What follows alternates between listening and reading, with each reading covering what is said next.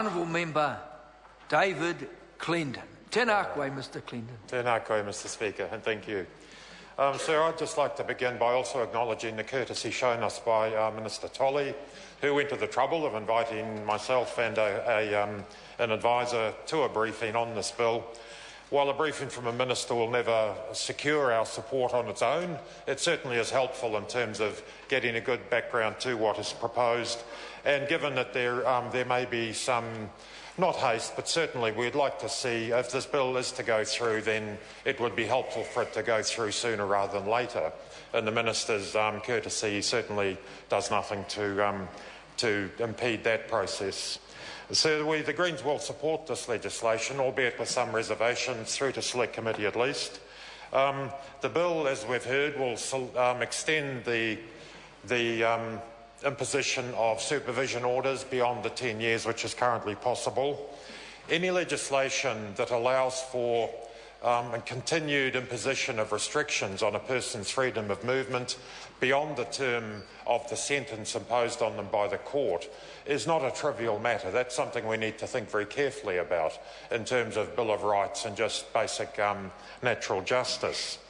In this sense, we are to some extent reassured by the fact that this legislation, we know, will only affect a very small number of people, and the legislation as it's drafted does set a very high bar to have these further restrictions imposed on any individual.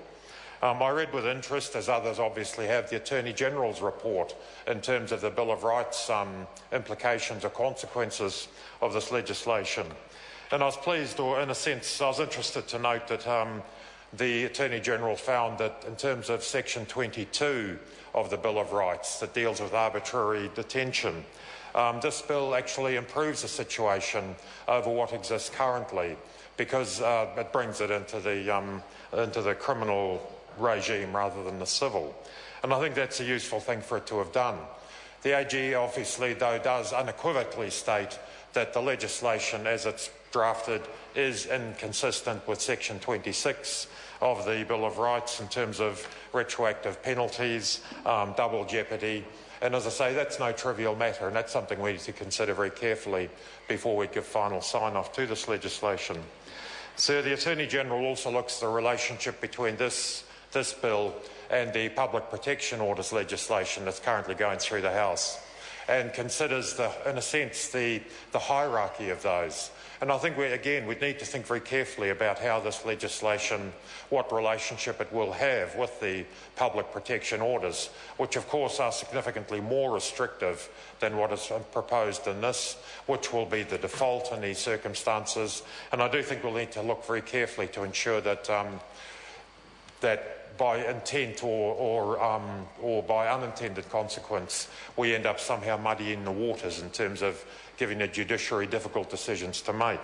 So there will be a level of work that's required doing on this legislation to ensure it does achieve what it's intended to do, but doesn't create any unintended consequences further down the track. So I'd have to say that my own thinking on this bill, in terms of us supporting it or not, has been influenced by the fact that I actually had a conversation, I suppose, a month ago with a person who is currently under a supervision order and with an admirable level of self-awareness recognises that he and the wider community are probably better off while he is under some form of supervision.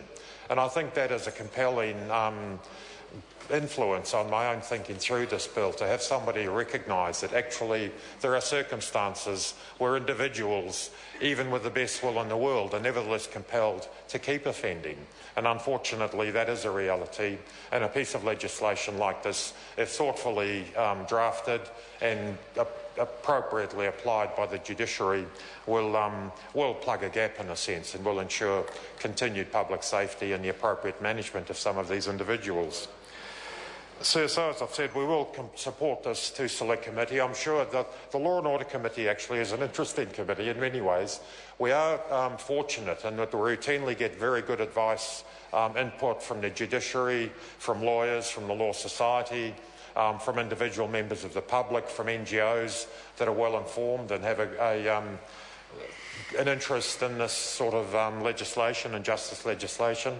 So I think in fact I'm quite sure the Law and Order Committee will give this quite a rigorous attention. I think we need to be very careful to see that we do achieve what we intend to achieve while imposing the least restrictions by doing the least harm to our shared commitment to human rights and natural justice.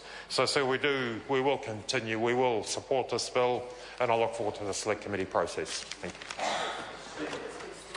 I call the Honourable Member Mark Mitchell. Thank you, Mr Speaker. Tēnā koe, Mark. Tēnā koe, Mr Speaker.